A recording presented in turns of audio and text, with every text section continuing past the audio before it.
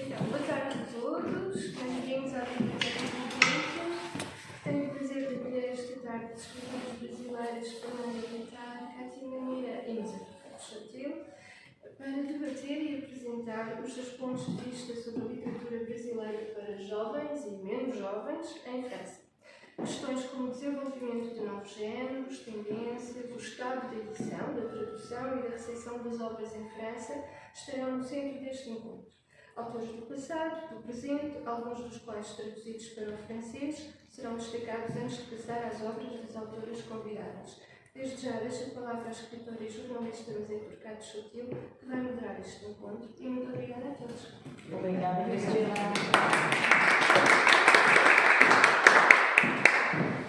Muito bem, gente. A gente está num pequeno comitê, mais de coração de energia. Então, eu queria começar eu organizei um pouco, eu não sou especialista em literatura infanto-juvenil, mas queria fazer uma pesquisa para ver o que a gente tem. A gente está acostumado com as leituras do passado, né? E então eu fiz um apanhado para ver quem são os autores considerados do passado e do presente. Então, o que eu vou fazer é, para apresentar melhor as autoras, eu vou passar rapidinho, porque na verdade eu coloquei aqui. Kátia, então, a Kátia Maneira, eu escrevi que ela é escritora, poetisa, jornalista, autora de 2 livros infantis, O Estojo Maluco, que a gente está aí, quem tiver interessado depois, a gente trouxe os livros. A ilustração que é o Vicente Mendonça, ilustrado em 2020, O Menino e o Muro, ilustrado pelo renomado artista de rua, o Cobra, de 2003, de toda ciranda da escola. Nascida em São Paulo, ela viveu no Paraná, em Paris, Nova York, e atualmente está de volta a Paris. Bem-vinda a nossa Kátia. Para dizer que as pessoas que estão vendo, eu fiz um vídeo já com a Kátia, né, que está na minha página no YouTube. Voltando, então vou apresentar rapidamente então, a Fernanda. Obrigada, Fernanda, como diz, os apresentadores dizem, em geral, antes, né? Obrigada pela presença. A Fernanda é mineira, é graduada em Pedagogia pela Universidade Federal de Juiz de Fora, chegou em Paris em 2006 para cursar Literatura Lusófona na Sorbonne Velha. É autora de Maria Borboleta e Suas Aventuras, O Vale das Corujas, O País do Coração, Contos do Avesso, 2019, atualmente é membro da correspondente da Academia de Letras de Juiz de Fora. Depois a gente vai ver o conto O Vale das Corujas, em francês bilíngue, né? Em francês e em português. E o País do Coração, ele escreveu em 3 línguas, né? Português, francês e inglês. A gente vai ver, eu volto para meu começo ali, para o meu começo da... Então, a gente tem, na pesquisa, o que eu vi é que a literatura brasileira juvenil não começou com o Monteiro Lobato, mas o Monteiro Lobato na história da literatura infanto-juvenil no Brasil, que é título, né? Claro, o Sítio do Pica-Pau Amarelo, a gente viu muitos livros que ele escreveu, Saci Pererê, muitas outras coisas, e transformaram também em filmes, né? Na cultura de São Paulo, transmitiu para o Brasil muitas obras, então ele é tido como o pai da literatura infanto-juvenil no Brasil. Em seguida, o José Mauro de Vasconcelos, eu acho que ele é muito mais conhecido, talvez, aqui na França do que no Brasil, mas eu vou falar depois da tradução, ele é um dos que, traduzido, né, Montbel Ranger, os franceses tiveram leitura desse livro. Eu não sei se a Cristina fez escola aqui e vocês, mas faz parte do programa escolar no Belo Ranger, meu Pedro Lima, que é uma loucura, não sei se todos leram, mas é muito... Mas não só, né, tem a Rosinha, a minha canoa e outros também. Então, é importante. Eu vou passar rápido, porque a intenção é depois apresentar nossas autoras e discutir. A Ruth Rocha é uma pessoa muito conhecida no Brasil, ela ainda é de 31, portanto não é tão jovem assim, mas tem uma lista de livros, né, publicados no Brasil que é incrível. A outra, Ana Maria Machado, que é também, né, um pouco de 41, ela tem uma quantidade de livros incríveis, né? E está sempre aqui. Eu já cruzei com ela em Salão do Livro francês. A Lígia Bojunda também foi traduzida. A Lígia tem uma produção no Brasil muito importante. Então, é uma produção que é século XX, eu diria, tá? O Pedro Bandeira eu coloquei porque ele é mais juvenil do que infanto, né? Ele tem toda essa coleção de A Droga da Amizade, A Droga da Obediência, e ele é muito lido no Brasil, muito lido, e tem uma grande importância. Eu coloquei o Ziraldo, porque o Ziraldo, né, um menino maluquinho, todo mundo conhece, mas tem muitas outras coisas do Ziraldo, né, que circula. E eu coloquei também a Turma da Mônica com Maurício de Souza. Maurício de Souza a gente sabe é quadrinhos, né, mas ele escreveu também, tem livros. E eu acho que é uma referência no Brasil, né? A gente não pode, as crianças, não tem nenhuma criança que não conheça a Turma da Mônica, né? E tem também outros autores muito conhecidos que não fazem parte, não são tidos como os autores infanto-juvenis, né? Mas o Chico escreveu para criança, a gente escreveu e fez música também para criança, a Marina Curaçante, recentemente falecida, também escreveu, e tem muitos outros que escreveram, né, para criança sem ter o apelo de autor infanto-juvenil. E agora eu falei, mas então, quem foi, né, nesses últimos 20 últimos anos do século XX, nesse começo do século XXI, quem está escrevendo?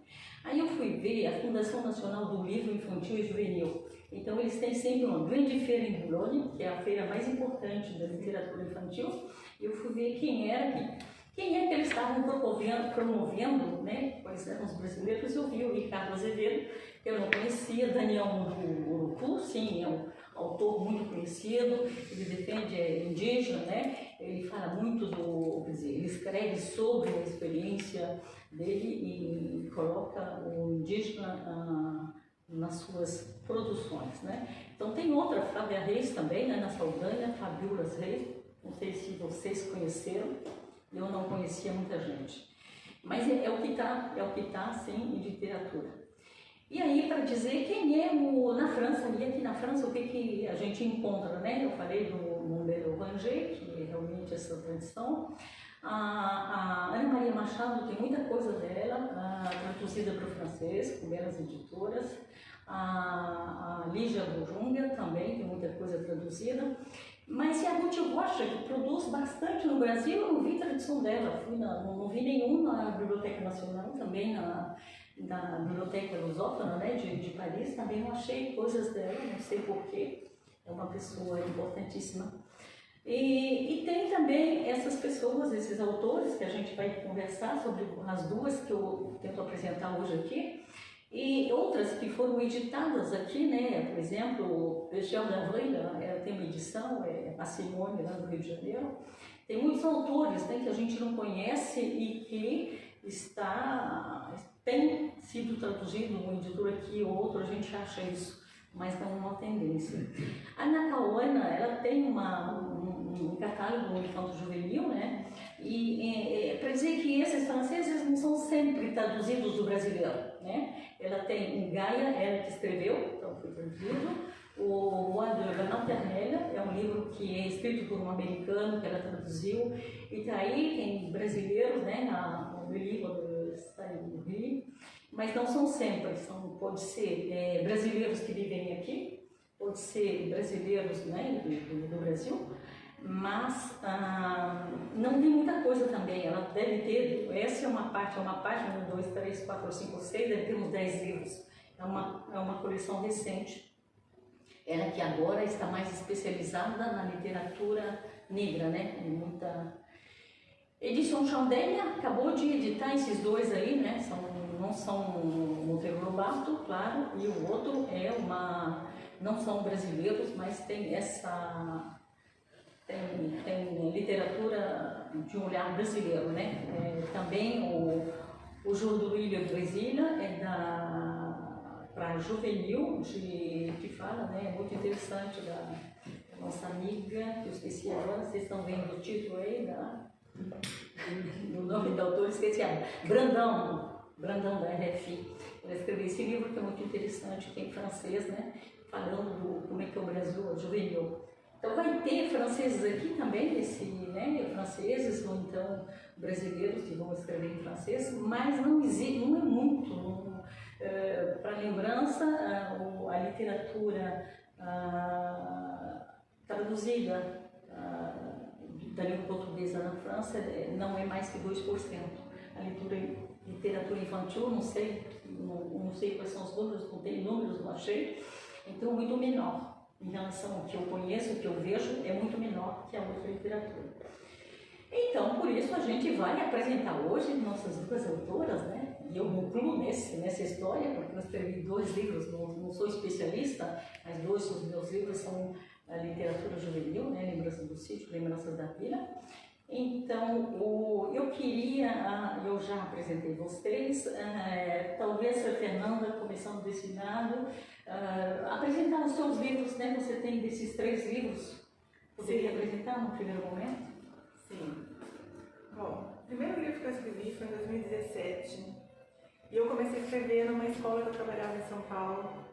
Eu sou de Minas, mas eu morei em São Paulo há alguns anos, 8 anos, e eu trabalhava numa escola e dentro dessa escola eu vi acontecer um negócio assim, que eu diria que foi mágico, que foi ali que me deu um start para começar a escrever. Eu vi, a gente tinha uma turma, né? Eu trabalhava numa turma e tinha uma criança especial nessa turma. Só que essa criança era meio assim, deixada de lado pelos outros e tal, e através de uma história, as outras crianças começaram a olhar para esse menino e começaram a se interessar por ele. E naquele momento eu fiquei tão encantada com aquilo que eu falei assim, gente, é tão mágico, né? O tanto que a literatura pode tocar nas pessoas, não precisou dar lição de moral, falar, tem que fazer, tem que ser. Foi só uma história e conseguiu mudar o rumo das coisas. E aí eu comecei a escrever, só que no primeiro momento eu escrevia só para essa escola, eu só escrevia ali dentro e tal. E aí eu não tinha assim, pretensão de publicar. Passou o tempo, eu parei, saí dessa escola, fui fazer outras coisas, vim pra cá e tudo. E em 2017 eu resolvi recuperar aquelas histórias que estavam guardadas e publicar um livro. Então nasceu Maria Borboleta e Suas Aventuras, que são 5 histórias. 5 historinhas para criança.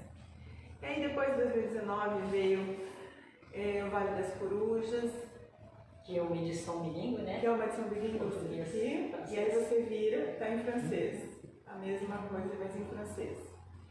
E aí depois, recentemente, eu publiquei O País do Coração em português, inglês e francês.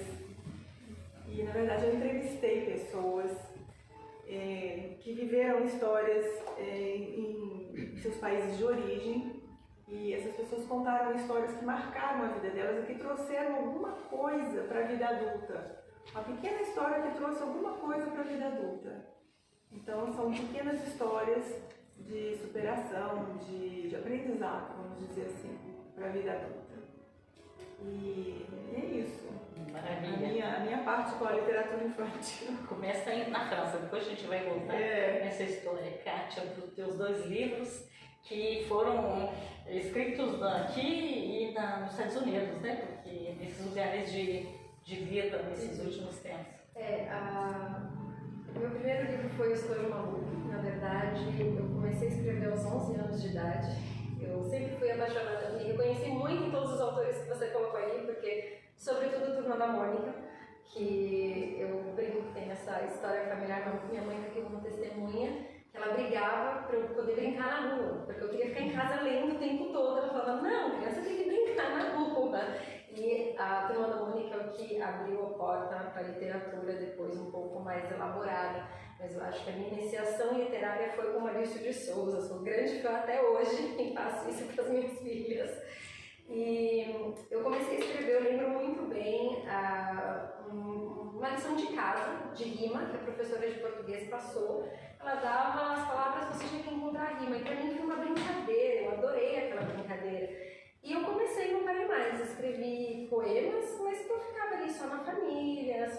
mostrava para os amigos, me divertia, escrevia horrores, muito, nunca publiquei. Passou o tempo, sempre quis ser escritora, então cursei jornalismo, escrevi de certa forma, mas menos literário, né, mais fatídico, factual. E muitos anos depois, uma publisher estava mostrando essas brincadeiras de criança, que eu escrevia quando era criança, e ela leu esse poema, que se chama Estojo Maluco, que eu escrevi quando eu tinha 11 anos. Ela falou: Kátia, mas esse é um livro para criança, vamos fazer. E do poema nasceu a história, que é também um pouco inspirada nessa vida nômade que eu levo, para quem não sabe, a cada 3, 4 anos, por motivos pessoais, eu mudo um pouco de país. Isso é muito bom de um lado, porque é uma experiência enriquecedora, mas tem um lado ruim, que é ficar longe da família, ficar longe, no caso da minha sobrinha, então foi ela que me inspirou, a minha sobrinha afilhada, que tinha acabado de nascer, eu mudei pouco tempo depois, e eu me dei conta que eu não ia acompanhar o crescimento dela. E aí essa história, o Estojo Maluco, fala exatamente de uma menininha que descobre o que é saudade. Que ela morre de saudade da madrinha dela, que mora longe, e ela fica aguardando ansiosamente pela volta da madrinha. E em uma dessas ausências, a madrinha dela manda para ela o estojo maluco, que é o estojo onde cabe de tudo. Inclusive, não tudo, a história, tudo. Não vê o povo depois. Inclusive os sentimentos, né? Que você ou quer esconder ou quer aflorar com os lápis de cor. E anos depois veio a ideia de... Eu já estava em Nova York, então eu sei que eu estava aqui em Paris, tá, gente? Quando eu fiz ele, eu resgatei esse poema em São Paulo. Eu escrevi em Londrina, no Paraná. Então, o poema foi escrito no Paraná, o livro foi desenvolvido aqui em Paris. E quando eu estava em Nova York, trabalhando em Nova York, o Cobra é um artista de rua muito conhecido em Nova York. Ele é muito... brasileiro, mas conhecido no Nova York. No mundo todo, mas eu acho que em Nova York especificamente ele tem um público muito cativo e ele é muito valorizado lá. E quando eu estava morando e trabalhando lá, uma galeria, eu vejo uma obra dele numa galeria, eu falo: nossa, mas o Cobra só pinta arte de rua? Como assim galeria? Entrei, perguntei, e a dona da galeria, ela estava em êxtase, porque ela falou que passou anos tentando convencê-lo, porque essa arte, e aquilo... me chamou a atenção porque exatamente nesse mesmo período a Prefeitura de São Paulo estava discutindo pintar de cinza todas as obras dos artistas de rua. E eu pensei: mas como é que pode nos Estados Unidos o nosso artista ser tão valorizado e a gente ter essa arte em São Paulo e não ter? E deste fio da meada eu fui puxando outras coisas, como por exemplo a nossa realidade, né? Qual que é a arte que 90% das crianças do Brasil, eu falo de São Paulo porque é a minha realidade, tem acesso? Diferente das crianças de Nova York, das crianças aqui da França, que têm acesso à arte clássica, que faz parte da cultura, do acesso.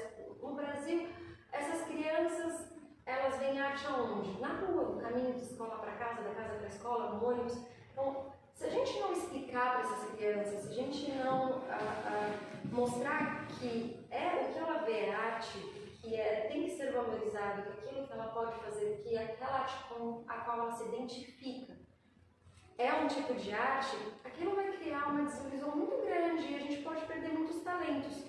E aí eu tive essa ideia, eu eu gostaria de fazer um livro para mostrar para essas crianças que a arte de rua é arte, ponto. Que a gente não pode diferenciar arte clássica com arte de rua. Não vou entrar no mérito técnico, tá? Mas estou falando de não desmerecer o que a gente tem em casa. E aí eu fiz, mas eu gostaria muito que o Cobra, até porque é inédito, só dar um spoiler para vocês, o estilo do Cobra ele é bem específico, ele tem essas pinturas realistas como o fogo da Arlequim, colorido. Dificilmente a gente vê um livro de criança assim, com os personagens tão reais. Então, a gente decidiu levar o projeto para ele e ele topou porque, sem saber, inclusive, a história do menino, o personagem é o Lucas, é um menino que achava que o papel era muito pequeno para o tamanho dos sonhos dele, e o Cobra disse que parecia a história dele, mas não é baseada na história do Cobra. Eu não conhecia a história dele pessoal, mas também acho que linka aí com o que você falou, como que o poder da literatura, né? Que é uma história, um sentimento que tem em um lado do mundo onde uma pessoa floresce e encontra um reflexo nos outros. Obrigada, Kátia. Então, para falar dos meus dois, né? Eu falei Lembrança do Sítio, que foi traduzido por Dominique Stoinisco, eu tenho edição bilíngue, e tenho Lembranças da Vila, que é a continuidade das lembranças do sítio, né? Eu achei que para esse tipo de público estava muito extenso a história, então são historinhas, né? 2 páginas e aí eu cortei e ficaram 2 livros, né? E é isso. Agora a gente vai fazer uma rodada de perguntas aqui. Depois vocês podem entrar na roda. E eu queria dizer que vocês editaram as 2 no Brasil, eu também editei no Brasil, né? Vocês já tentaram a edição porque, como eu disse inicialmente, a gente tem pouca visibilidade, né? Nós criamos aos 4 anos a União de Escritores de Língua Portuguesa justamente para buscar essa visibilidade para literatura, todo tipo de literatura, né? Mas então, qual é para a visibilidade então das produções que a gente tem feito aqui, né? Então você editou, eu editei no Brasil, você também. Vocês já procuraram editores franceses ou não? Qual é a perspectiva de vocês nesse sentido? Deixa eu perguntar. Mais tempo faz do que eu. Então vamos lá. Olha, procurar, não procurei. Eu não sei se tem de fato uma abertura para isso, eu acredito que tenha, né? E eu ainda não vi uma janela para isso, vamos dizer assim. Eu não sei, esse tempo que eu estou aqui também não saí batendo de toque em toque, mas eu acho que. Eu não sei te dizer realmente se tem ou não tem, eu ainda não vi essa janela. Kátia, você procurou também nos Estados Unidos? Não procurei, eu já tinha tudo muito encaminhado com os contatos do Brasil, foi uma coisa que foi muito natural assim, mas uma coisa que eu estou trabalhando agora é a tradução. Né? A gente fez o Menino e o Muro também em inglês, não é a mesma ideia, mas são 2 edições, uma em português e uma em inglês, e quem sabe agora trabalhar na tradução desses 2 livros em francês. Eu sugiro, posso falar? Sim, claro. Eu acho que melhor do que procurar editora seria procurar um agente literário. Que é o agente literário que vai representar você diante de vários editores. É ele que...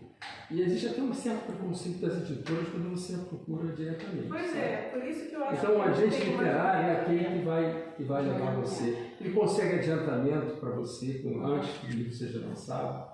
Mas também não é fácil arrumar. Também não é fácil arrumar um agente literário.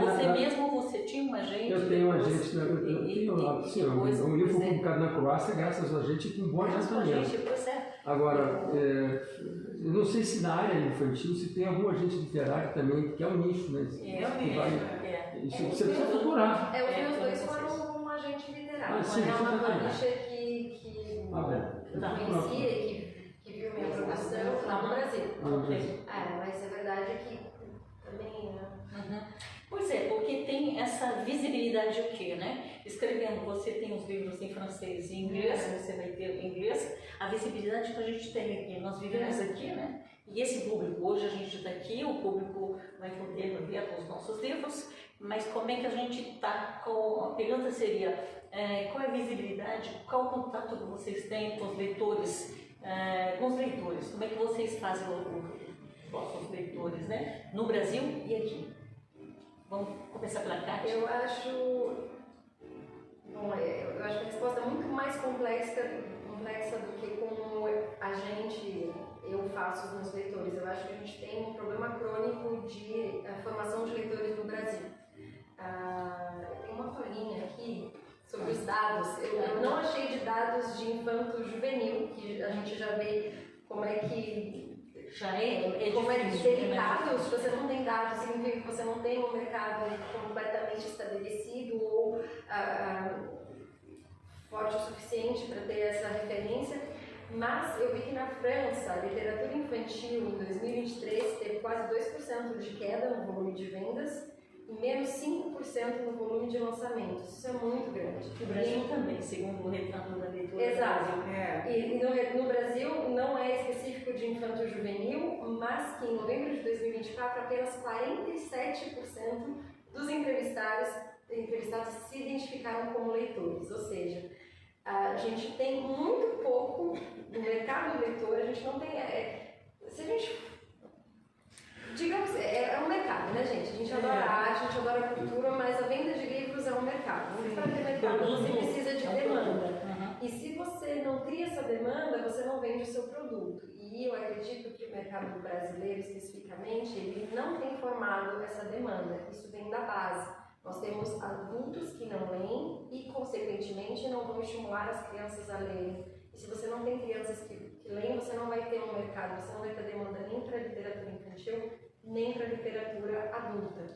Isso, tem milhares de outros aspectos, com as redes sociais, quem tem o acesso. Eu vi também recentemente, mas eu não consegui trazer esse estudo, de que quem compra livro no Brasil é a classe C. A classe A acha livro caro. A classe A eu fiquei abismada com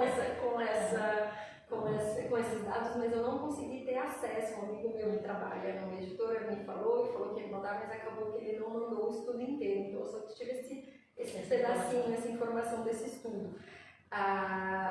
Isso, então, falando do contato. Se você está no Brasil, você tem o grande mercado do Brasil o Programa Nacional do Livro Didático, que é a compra do governo para as escolas públicas, e é ali que você tem a maior aporte financeiro para os escritores e a editores. Você tem a chance de conseguir inscrever o seu livro e passar, e você consegue. Temos autores, eu juntaria ali na sua lista, mas o Jonas Ribeiro, que é um autor que está bombando muito no Brasil. Ele tem mais de 30 livros publicados e ele entra sempre recorrentemente no Programa Nacional do Livro Didático. E ele faz um trabalho muito legal, que é de visitar essas escolas e fazer trabalhos temáticos com a escola. Então, a proximidade do autor com isso ajuda muito, porque aí você se aproxima do leitor, do aluno, o aluno fica, uau, meu sobrinho, a gente estava no Brasil, você aproveita os ele montou a falar e ele já ficou empolgado em ler o livro, porque uma coisa é você dar o livro e falar, ler, outra coisa é o autor vir, contar, ensinar. Então, acho que a gente que está longe acaba sofrendo um pouquinho, sendo penalizado,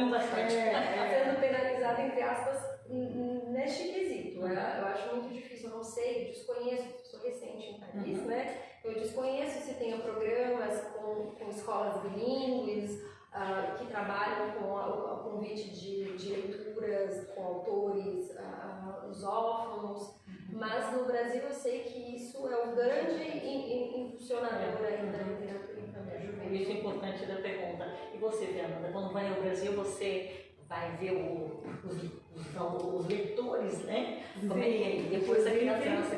Eu tive a oportunidade de ir numa escola bilíngue lá em Juiz de Fora, na ocasião do lançamento desse livro, e depois a escola adotou o livro. E foi muito bom, muito maravilhoso, né? Uma escola adotar um livro. E é isso, mas é exatamente isso. Nós somos penalizados, vamos dizer assim, porque a gente não está lá, né? Pela distância. E aqui, como é que você faz? Você tem contato, você visita? Aqui eu tentei junto com a porque você tem o livro em francês. Sim, né? O teu livro tem em francês, os dois estão. Aqui eu já fiz em algumas escolas e foi ótimo. Foi ótimo, mas escolas francesas ou bilíngue português? Não, escolas francesas. Mas o livro tem que estar em francês, obviamente. É o único que eu apresentei de verdade. Foi esse aqui apesar de estar também. Mas foi esse aqui, porque tinha português, inglês, francês, então eles se interessaram mais. Mas quando a gente tem a oportunidade de fazer isso, é ótimo. É ótimo, é isso que nós temos que fazer, né? Pois é, na União de Escritores a gente fez alguns encontros, né? Fizemos algumas vezes, tivemos onde tem público interessado, mas em português, porque os nossos livros, você, Marcos, agora tem livros em francês também, está indo em direção do público francês, não é? Eu acho, mas é que o importante, bom, não é muito fácil, mas se você consegue entrar como finalista, não sei se é vencedora de um plano um prêmio. O São Paulo Literatura, por exemplo, ele é muito bom, porque quando você entra como finalista, mesmo que não ganhe, ele leva você para todos os municípios de São Paulo para divulgar a obra. Não tem ali? É o que você fez nas escolas. Uma outra penalidade que a gente tem são os concursos literários. Por exemplo, você tem um concurso literário muito bacana, mas que impede escritores residentes no estrangeiro de participar. Não é o único. No meu Mato Grosso do Sul, eu tenho problemas porque eu não vivo lá. No Rio de Janeiro, quem mora no Rio ou nasceu no Rio pode participar do Rio de Janeiro, né? Mas no Mato Grosso do Sul eu não posso participar. Eu acho que é já insistir 1000 vezes, porque não é justo que você não possa participar. Então é muito. Então a gente vai precisar criar um prêmio aqui dos autores fora do Brasil, né? Porque já tem alguma coisa fora do Brasil editados, né? Porque tem o Jabuti agora tem o prêmio de livros publicados, livros traduzidos. Então, que já é uma coisa, porque aí todo mundo pode participar, né? Talvez estendendo, não estou vendo agora aí, que horas são, talvez estender às 10:04. 10:04. Podemos pegar algumas perguntas do público, o Marco já falou, você não falei não, pode perguntar. Eu sempre sento aqui porque eu sou para ser porque eu estava vendo a Kátia falar também aqui, e esse deslocamento da Kátia aí, não é? E até mesmo da Fernanda, que não está no Brasil, me lembra um pouco o não pertencimento. E aí me veio uma coisa aqui do Baudelaire. O Baudelaire, ele falava uma coisa mais ou menos assim: je me sens toujours bien onde je suis pas là. Ou seja, eu me sinto sempre bem quando eu não estou aqui. Então, quer dizer, como é que vocês veem essa história de não estar no ambiente, sabe? Não estar no lugar. Você está no lugar, mas não está nele. Aí é para vocês três, hein? Vamos deixar a Fernanda no primeiro lugar. Eu acho que essa questão eu lido com ela através das prioridades da vida, né? A minha prioridade da vida, vamos dizer assim, o meu maior propósito é a minha família. Então, através disso, eu vivo bem essa história de não pertencer mais nem aqui, nem ali, não, de estar aqui, de ser uma estrangeira. E através disso, eu consigo lidar com, como eu tenho esse propósito de vida, de família, realmente, de ficar presa, de ficar junto com a minha família, através disso eu consigo viver as outras coisas, inclusive a literatura. Mas eu acho que se eu estivesse sozinha, eu não estaria aqui, com certeza. Eu estaria no Brasil, porque lá é, assim, vamos dizer, o meu lugar. Você ainda sente o Brasil como teu lugar? Ainda assim. Então você tem um lugar, né? Você tem um lugar. Tem um lugar, que é o Brasil, né? Sim. Kátia, você que circulou mais, qual é o teu lugar? Eu ousaria dizer que nenhum autor na janela nunca está lá. Porque quem ama, quem escreve, está sempre em outro lugar, está sempre com uma história na cabeça, está sempre no lugar do outro. Acho que a magia da literatura é essa, de você conseguir se colocar no lugar do outro. É um exercício de empatia constante o tempo todo. Né? Você escreveu um personagem, você não está com você está no personagem. Você escreveu um livro, você está naquele livro. Então, não sei, me fez pensar, será que existe um autor, um escritor que está lá o tempo todo? De maneira mais filosófica, eu responderia assim. De maneira pessoal, ainda é muito difícil para mim, porque é um exercício de reinvenção constante. Diferente de, eu mudei de um país e estou definitivamente aqui, então vou construir do zero e vou colocando as pedrinhas. Quando você se acostuma, bora arrumar as malas e mudar. Então, como tudo na vida tem um lado bom e ruim. O bom é essa abertura cultural, conhecer muitas pessoas, a rede que a gente faz, mas as raízes fica mais difícil ali. Tem que ser como um bambu, né? Balança, mas não cai. Como é que eu vejo isso? Eu estou com 40 anos aqui na França, um tempo bom, né? Mas eu tinha uma vida, né? Mas eu tenho uma experiência de mudanças, né? Eu vivi no sítio, depois fui para o vilarejo, depois fui para São Paulo e vim para cá.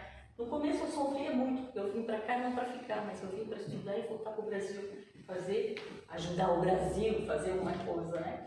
E a situação pessoal fez com que eu ficasse aqui e eu sofria, porque tinha que aprender a língua, a nova língua. Então, no começo, a família, esse desejo de escrever que vem de lá de trás, e onde é o meu lugar, né? O meu lugar, mas agora não tem mais problema, porque o meu lugar é todos os lugares, porque as coisas são assim, você perde, ganha, mas é um acúmulo de experiências, né? Então não sofro mais, não sofro com isso. É um acúmulo de experiências. E essa experiência, pois é, isso que não impede a situação de que eu vou ao Brasil 2 vezes por ano para divulgar meus livros, né? Porque eu escrevo essencialmente em português, mesmo se tem traduzidos, né? O ponto da necessidade se apresenta, eu escrevo em francês e depois traduzo como travailleur exilé, né? L'exil ouvrier, trabalhadores brasileiros e alguma coisa. Mas, pois é, isso não impede toda essa ida, esse contato com o leitor, né? Então é muito complicado para ter esse contato, se bem que a gente já tem uma coisa muito importante que é as redes sociais. Sim, né? ajuda muito as redes sociais, você daqui e dali, então tem uma possibilidade de um público, mas como é que a gente vai fazer para explodir esse público lá? Né? Então tem muita criatividade, não sei como fazer, todo mundo aqui procura a forma mágica para poder fazer. É isso. Cristina? Sim, eu tinha duas questões para as 3 escritoras. Como é que se passa ao nível das bibliotecas no Brasil?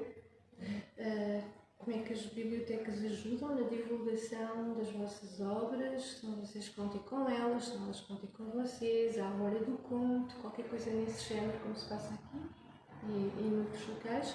E a segunda questão seria como é que é o vosso trabalho com os ilustradores? Começa por você, Fernanda. Olha, a biblioteca no Brasil, não sei te dizer exatamente, Cristina, porque não, assim, quando eu lanço um livro, eu vou até as bibliotecas, principalmente bibliotecas de escola, eu sempre separo uma quantidade de livros e eu dou para a biblioteca. Como, né, eu dei aqui. Eu sempre vou à biblioteca e entrego um livro, 2 livros e falo, olha, é uma doação para a biblioteca e tal, então eu apresento e falo. E engraçado que às vezes eu vou nas escolas que eu estudei, é uma alegria poder voltar como autora e dar um livro. E a segunda questão, qual que é? O trabalho com os ilustradores, como é que é o acompanhamento, como é que é a troca de ideias, enfim. Sim, no meu caso eu gosto muito de deixar, eu converso muito com eles antes, a gente define algumas coisas, como é que vai ser aqui, mas eu também gosto de deixar eles livres para eles, né, usarem toda a criatividade artística deles ali, eles sempre contribuem muito. Então eu gosto de deixar o ilustrador livre. Apesar de a gente ter uma conversa antes, eles gostam de conversar antes, de saber, e aí o que você quer, né, para entender a minha expectativa, mas eu gosto de deixar eles livres para eles fazerem o que eles têm vontade e como eles sentem o texto. Utilizar a criatividade. Eu acho importante deixar livre. Concordo com tudo que ela disse. Eu acho que a estrutura de proteção e divulgação de autores no Brasil ela é fraca, assim, eu desconheço. Ou eu não sei os caminhos, ou realmente é quase inexistente, assim, diferente do que a gente vê aqui com a francofonia, por exemplo, né? Mas também não tive também a mesma coisa, a mesma experiência de doação, de bater na porta e falar, ei, tem espaço, vamos fazer, olha que bacana. E dos ilustradores, tem só uma anedota também me remeteu a uma história de criança, que quando eu também era muito nova, parece que ligaram, também tá aí que ela sabe essa história. A diretora da escola ligou para ela e falou, olha, a Kátia já viu todos os livros destinados à série dela, eu não tenho mais autorização para dar os da série acima. E a minha mãe, para me dar de presente, ela ficou sócia de uma locadora de livros. Lá em Londrina. Em Londrina, Antes das locadoras de DVD. E aí hoje crescendo, relembrando todas essas pessoas, gente, mas uma locadora de livros é uma biblioteca. Por que não tinha uma biblioteca? Por que não era uma biblioteca do bairro? Porque não existia, não tinha naquela época a gente morava em Londrina, Paraná, não tinha. Então ela precisou recorrer, era alguma coisa assim, você igualzinha a locadora de videocassete. Você tinha limites de livros que você podia alugar e você devolvia. Isso é uma biblioteca, né? E, então não tinha, não era a minha realidade, assim. E é uma das coisas que minha primeira vinda na França foi em 2017, 2018, o que eu mais me impressionei foi cada bairro com uma biblioteca. E eu falei, não tenho isso no Brasil. Você tem as grandes, mas nos bairros, na periferia, você não tem nada. Não tem como as crianças saírem, né? O Brasil, eu acho que tem 3, se eu não me engano, 1.000 ou 3.000 municípios. É muito difícil ter biblioteca em cada município, não tem essa quantidade. Eu trabalhei muito na região oeste da periferia da Grande São Paulo, Osasco, uma cidade com mais de 800 mil habitantes, tinha uma livraria na época, uma biblioteca, tinha também uma livraria que depois fechou. Então, é muito complicado o esquema de biblioteca no Brasil. Eu acho que... Mas tem algumas... eu vou acabar depois você. Mas tem algumas bibliotecas, eu acho que tem mais em relação a 40 anos atrás, 50 anos por evite. Existe mais livros publicados em relação a 40, 50 anos atrás, mas a gente ainda também precisa trabalhar muito ainda para chegar numa coisa melhor, né? Uma coisa. Quando eu era pequena, eu ia na biblioteca, mas era de livros didáticos, era livro de pesquisa, não era livro de literatura, assim, talvez tivesse alguma coisa de literatura, mas eu lembro que eu ia para estudar a história, que eu queria estudar outras coisas, então tinha muito livro didático. Era uma biblioteca pequena, lá no centro da minha cidade, de Minas, mas era voltado para livro didático. Agora tem outro programa, tem as bibliotecas municipais, né? Mas tem outro programa que é as bibliotecas das escolas. E aí o governo, você falou da compra do governo para essas escolas.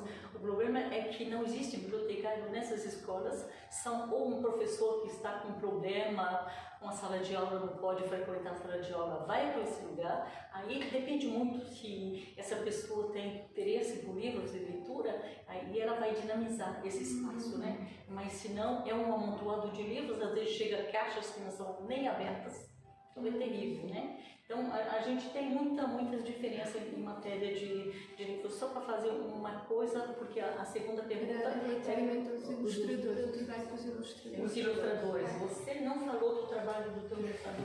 O Vicente foi me apresentado pela editora. A gente, quando fechou o projeto, a editora me enviou algumas opções, assim, foi uma escolha em comum a todos, né? A gente acabou indo pelos traços, instinto, assim, é o que você sente que combina mais com a história. E eu acredito muito que especificamente, livros infantis, eu gosto de chamar o ilustrador de coautor, porque o desenho é muito importante para essa idade. Eu acho que ele valoriza imensamente. Você pode ter uma história maravilhosa, se o desenho não condiz e não capta a atenção das crianças, você perde muito. A ilustração ela enriquece bastante. Então o Vicente foi pela Kraus, pela editora Kraus, e o Cobra aí já não foi a minha história, foi a minha escolha por conta dessa inspiração que foi ele mesmo que acendeu assim a faísca da ideia para mim. Eu só queria dizer uma coisa, que o meu trabalho com as bibliotecas, né, no Brasil, eu gosto muito de trabalhar com as bibliotecas e com os estudantes, né, porque não é somente dar o livro para a biblioteca, mas é preciso o livro que as pessoas ouçam, né, que tenham contato. Então, no Mato Grosso do Sul, onde eu trabalho mais, em Osasco, na região da periferia da Grande Osasco, eu tenho feito o trabalho de ir nas escolas, né, de ver escolas, centros sociais, sei lá, onde tem possibilidade de falar livro e leitura. Uma solução é colocar livro na farmácia. Na farmácia. Aqui a gente tem. Vende tudo, né? Vende tudo. Mas tem outro, melhor ainda, porque o Brasil, acho que o livro é muito caro, e de repente vira um círculo vicioso, porque as pessoas não compram porque é caro, então não vê, então é muito complicado. Uma falta de biblioteca, falta mesmo de livrarias, mesmo se agora a gente pode comprar pelas grandes livrarias, plataformas, né? Você pode comprar onde está, porque o Brasil tem no Acre, entre o Acre e o Nordeste, é uma coisa de louco, né? Então tem essa possibilidade de comprar, a gente compra livro, mas a gente está tão longe de estar aqui, você vê na rua, num bairro, você tem uma caixinha lá de livros, você pega lá, dá, traz, sem falar de toda essa rede que se falou, as redes de bibliotecas municipais, todo bairro tem uma ou mais, né? Então é um trabalho que a gente precisa continuar. Sobre as bibliotecas, eu era estudante de pedagogia, trabalhei muito tempo em uma escola privada e fazia estágios em escolas públicas, então eu tinha bastante contato, né, com os dois universos. E eu lembro aqui sobre a biblioteca, eu morava numa região na zona sul de São Paulo, que a gente briga muito assim por a questão imobiliária, que está muito forte. Então os terrenos, as bibliotecas estão em regiões, por exemplo, na Vila Mariana. Eu estive no Brasil no final do ano passado e a gente estava com uma briga ferrenha, né, com, não sei que nome dá ao prefeito de São Paulo, que foi eleito, numa região onde tinha muitas famílias que moram ali na Vila Mariana. E aí ele queria destruir, enfim, para fazer um túnel, um condomínio, e perto de lá tem uma biblioteca, que é a Viriato Corrêa, que é uma biblioteca muito famosa, e a biblioteca, ela tá ficando, cada vez eu tenho a impressão que ela vai diminuindo, porque os prédios vão montando, os estúdios com 10 metros quadrados a R$500 mil, vão montando. Então, assim, essa biblioteca, por exemplo, do Jabaquara, eu lembro que ela era bem grande, tinha um jardim, eu passei lá em frente, ela tá lá cortada, assim, um pedaço.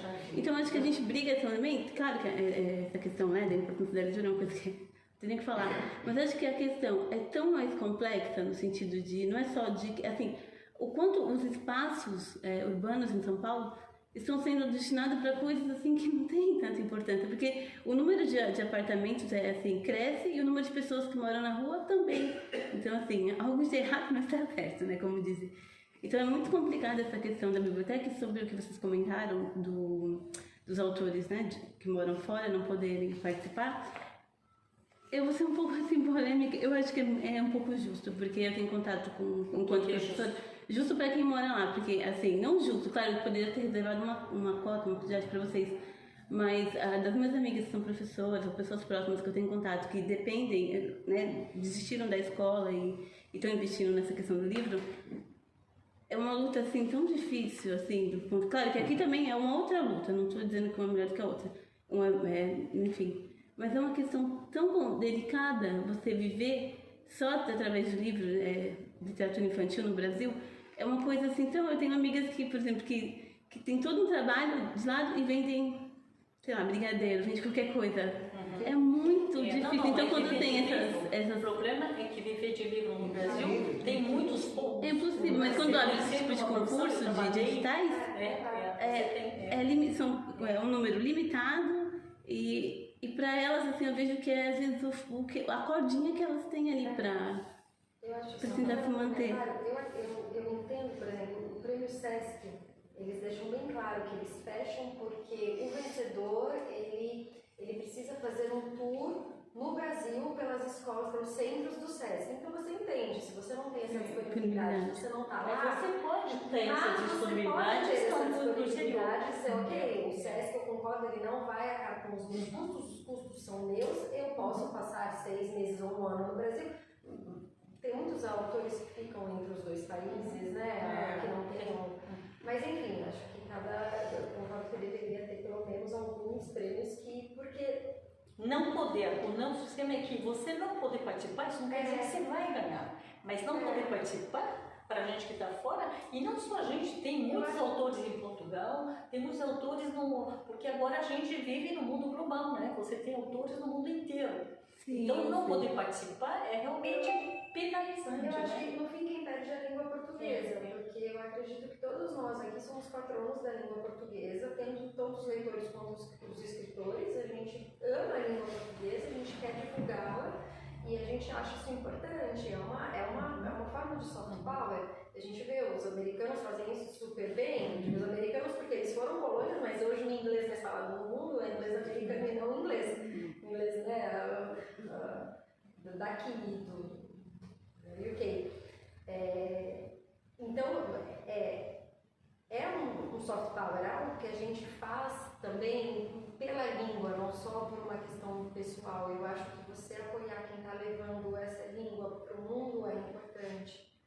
de repente algo paralelo, assim, dedicado, por exemplo, a autores que moram fora, porque eu não sei porque também por uma questão de afeto, mas eu vejo assim o quanto é muito difícil. Assim, eu tentei levar para uma escola que eu trabalhava uma amiga que tem um projeto assim maravilhoso com literatura infantil, e assim eu vi, e no final, graças a Deus, deu tudo certo, consegui. Mas assim, o quanto que aquilo era como se fosse assim, para pagar o aluguel dela, sabe? Assim, o quanto que era realmente, assim, além da realização profissional, era a sobrevivência da pessoa. Pois é, justamente. É a sobrevivência, uma coisa... Existem muitos poucos autores de literatura infantil, menos ainda, com exceção do Maurício, mas é outra história, né? O Ziraldo, mas viver da literatura infantil é muita pouca gente. Eu acho que a Ana Maria Machado, mas aí ela já está aposentada. Mas ainda a gente está falando de profissionais com ele. Quantos anos de carreira? Pois é. E que não, estão aposentados, mas estavam trabalhando. Eu trabalhei 40 anos, então não é fácil assim. Eu acho que bem mais alto. Tenho a impressão que o maior problema é a questão do mercado. Se houvesse esse programa do governo de divulgação nas escolas, de número de livros, e que as escolas fossem obrigadas a fazer a criança ler por ano um número tal de livros, como é aqui na França, como era quando minha filha era pequena, não sei se continua, eram obrigadas a lerem um número de livros por ano. Eu não sei se no Brasil é a minha pergunta. Eu acho que eu na minha época não era. Essa questão de obrigação eu acho que é terrível. Porque você chega, a criança no Brasil é obrigada a ler. O problema é que ele não tem o hábito de ler. Aqui na França você pega a criança e depois do banho você vai ler com a criança, você vai na biblioteca com as crianças, na escola tem biblioteca, desde da creche tem biblioteca na creche, tem biblioteca na escola e tem. Então você cria, a leitura é um prazer. Não, mas é uma obrigação. Só para dizer, a leitura é um prazer. Então depois você vê que tem que ler. Não, se você, aqui na França, você tem que ler, mas tudo, isso é bom, só para terminar a lógica. Então, aqui, quando você diz tem que ler, eles leem muito mais que 2 livros, mas no Brasil, quando diz tem que ler, eu acho que é uma Mas a obrigação seria no sentido de que o professor ou a professora fizesse todo um trabalho na própria sala de aula. Por exemplo, começasse a ler a sala inteira, cada um lesse um pouquinho, e depois disso é que a criança leria mais, aprenderia a gostar de ler pouco a pouco. Eu acho que isso é muito importante, porque quando eu cheguei à França, eu achei isso muito interessante, porque as crianças, a professora fazia na escola toda uma introdução à leitura que os pais deveriam em casa ajudar e tal e tal. Eu sei que no Brasil os pais geralmente não podem ajudar, mas a escola teria que ter, não dizer, a escola tem que ler, cada um lê esse livro e tal, e entregar o livro pronto. Não funciona se for assim. Claro que não. Kátia, depois eu tenho uma observação, que é algo que eu me pergunto e perguntei para quem sofre, entre aspas, com os meus sobrinhos, entre 10, entre 11 e 7. Eles tinham acho que 7 ali, há 12 anos agora. Eu acho que a palavra obrigação ela pesa.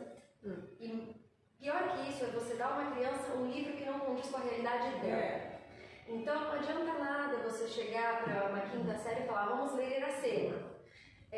O francês, pelo que eu pude ver, a evolução da língua francesa ela se manteve um pouco. Você tem muitos clássicos franceses que são fáceis de ler. Digo isso porque eu, como estrangeira, consegui ler livros franceses clássicos.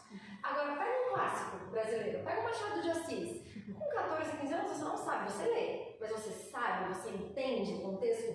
Isso te apaixona? Não apaixona. Eu acho que eu tive a sorte de começar a ler fora da escola. Eu comecei a ler gibis e depois eu peguei livros paradidáticos de histórias de criança que eu gostava, de Mistério, Pedro Bandeira, Coleção Vagalume. Eu fui para aquele caminho. Eu acho que quando você chega na escola e fala, hoje vamos ler isso, você tem que ler isso, eu acho que é uma falta de sensibilidade para a realidade. E digamos que numa sala de 50 alunos, a realidade de um não é a realidade do outro. Eu acho que falta tempo, eu Eu acho que falta condições para o profissional da educação de preparar, de ter essa atenção voltada para a criança. É um problema muito mais estrutural do que de vontade ou sobretudo nas classes favorecidas.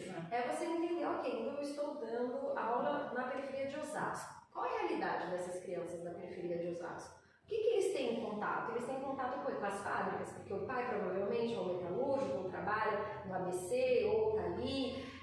E aí você vai fazer esse exercício. Paulo Freire, né? Paulo Freire, ia chegar aí. Você lembra esse exercício de falar, olha, eu acho que isso vai para a realidade, né? Isso talvez, vê se você gosta. E uma vez o meu sobrinho, ele tinha um problema enorme de não ler livro, e eu lembro que eu ia voltar, minha irmã falou, você vai chegar quando? Porque ele tem a prova do livro, daqui 3 dias ele não quer ler o livro, ele não vai ler o livro. Aí eu cheguei, eu tive essa conversa, por que você não a história não é legal. Que história você não gosta de ler porque a história é chata, então não é que você não gosta de ler, você acha que essa história é chata. Vamos começar com um livro, com uma história que você gosta. Você gosta do quê? De dinossauro, de futebol, né? E a segunda, que é o que eu pude viver com essa, claro, não é regra, só para ilustrar um pouco o que a gente fala, é você ter a família, o apoio, porque ele lia assim, quando foi pegar, ela viu, né?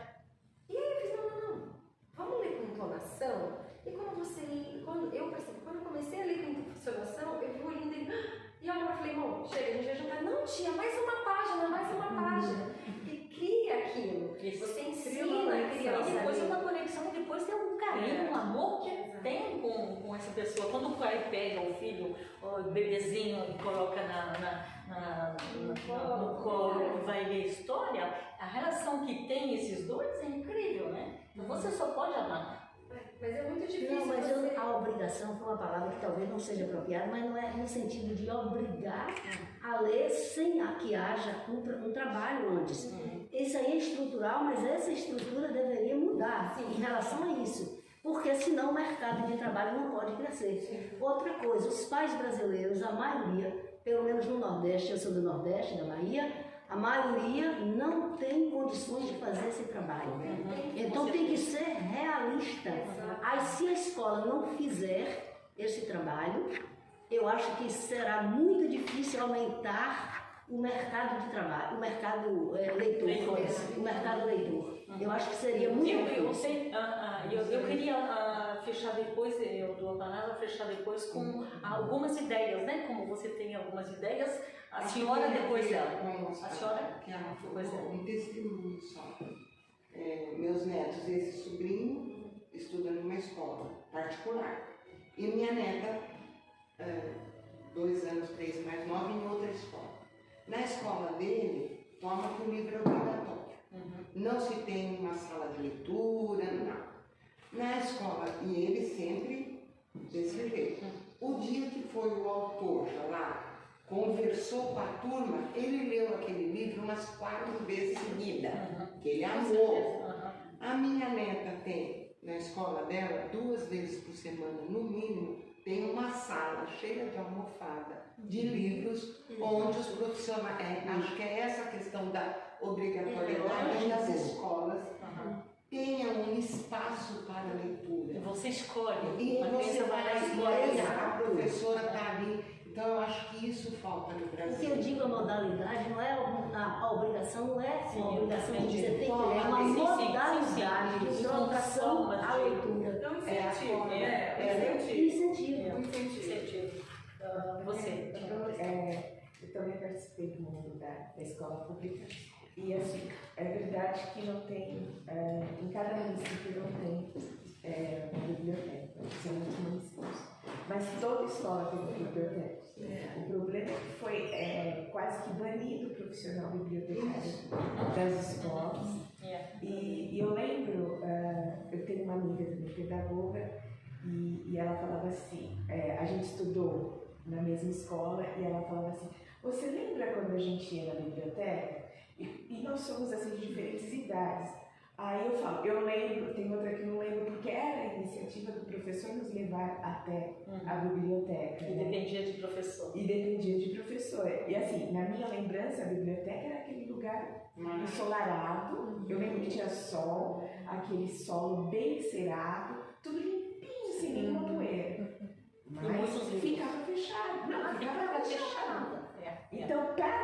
crianças não baguncem, então o acesso não é, né? Porque não tem profissional. E aí, falta de profissional, não tem uma biblioteca declarada em cada escola. Isso não é. E a outra coisa também que no Brasil não tem, que assim, as bibliotecas são da escola, mas ninguém tem a noção que a biblioteca não é da escola. É da comunidade em volta. Então, ninguém entra na biblioteca. Quando eu descobri que a gente podia entrar nas bibliotecas, para mim foi fascinante. Eu falei, nossa, tem a biblioteca. E tem a biblioteca no centro de São Paulo, a Mário de Andrade, eu achava aquela maravilhosa. Eu queria ficar lá a vida toda, assim. Mas descobri adulta, não descobri Porque uma criança da periferia, como é que ela vai? Como é que ela não pode chega, né? E tem toda a questão da segurança também. Segurança. Quando você entra na biblioteca Mário de Andrade, ele era para Colândia, é quase do lado. Não, mas antes da Mário de Andrade, tem a Monteiro Lobato, que é em Pinheiros, que fica no meio do parque. Tem Que é especializada em literatura infantil, né? E é muito legal. E outra coisa, o que eu vejo aqui na França, eu tenho algumas pessoas que trabalham na biblioteca, e eu vejo o quanto existe um trabalho por trás disso, né? Então, eles preparam, são equipes que preparam, e eu também tive a oportunidade de conhecer o lado do livreiro, né? Da pessoa que faz a venda, e aí eles também têm uma equipe que organiza a apresentação do autor na livraria, a apresentação do autor na biblioteca, e eu acho isso bem interessante. Eu nem sabia que livreiro era uma profissão, né? Então, essa questão da cultura, eu acho que o que ela fala é a questão social, né? Com certeza, é verdade que é preciso ter condições, os pais precisam. Eu acho que quando a gente se afasta do Brasil, a gente perde um pouco de noção, de consciência do que é a realidade de lá dentro. Eu voltei para as escolas que eu trabalhei, que eu fiz estágio, e falei, nossa, eu acho que eu fiquei muito influenciada pelo que eu via na França, mas eu esqueci um pouco do chão da escola pública, é outra questão. Envolve o desenvolvimento no passado, outras coisas. Da biblioteca, de um espaço grande ficar quase que um quarto-sala, né? Eu acho que é isso, né? É pintar a cultura de cinza mesmo. Sempre pensar. Gente, se não tiver mais questões, eu proponho que a gente possa, cada um ler um texto e depois, quem quiser, dar uma olhada nos livros. Ok? Pode ser? Ok? Ler um texto. Bom, vou ler aqui, essa parte de trás aqui, que fala sobre o objetivo desse livro, né? Inspirado em histórias reais, este livro é um convite a uma viagem pelo mundo. Através dele, vamos visitar 18 países para conhecer pessoas comuns que viveram situações simples e cotidianas, mas que deixaram aprendizados para a vida toda. O País do Coração traz uma mensagem atemporal e sem fronteiras, que nos conecta pelo que temos de mais precioso, a nossa humanidade. Maravilha, Cátia. Bom, eu vou ler então o Coelho. Pequenininho. Tem um estojo maluco, estojo de poço, estojo sem fundo. Cabe nele uma porção? Samba lelê, samba canção? Lápis, borracha, caneta, cabe até uma luneta. Nesse estojo tem de tudo, capa, espada e escudo. É por isso que todos falam que estojo mais maluco. Vou ler um textinho e depois a gente passa para a descoberta dos livros um pouco mais. Isso é no sítio, né, no sítio dos anos 60, como é que era tomar banho naquele universo. Estou no terreiro, à tardezinha, acabei de tomar meu banho. A lata de água ainda estava ao lado. Era uma lata dessas de 20 quilos, que comprada com querosene tem 1000 utilidades depois. Para fazer caneco, levar comida para os porcos, para meu irmão fazer carros. Na lata ainda ficou água que daria para o banho de outra criança. Em cima de uma grande tábua, onde está a lata de água, coloquei a caneca, que me serviu para tirar a água da lata e o sabão de mamona, feito em casa com qual me lavei. Assim como a bucha, que saiu do pé de bucha, que mamãe plantou pensando nos nossos banhos. Então, continua a descrição do banho, né? Como é que é no sítio naquele horizonte. Então é isso, gente. Muito obrigada. A gente tem os livros dos autores. Obrigada.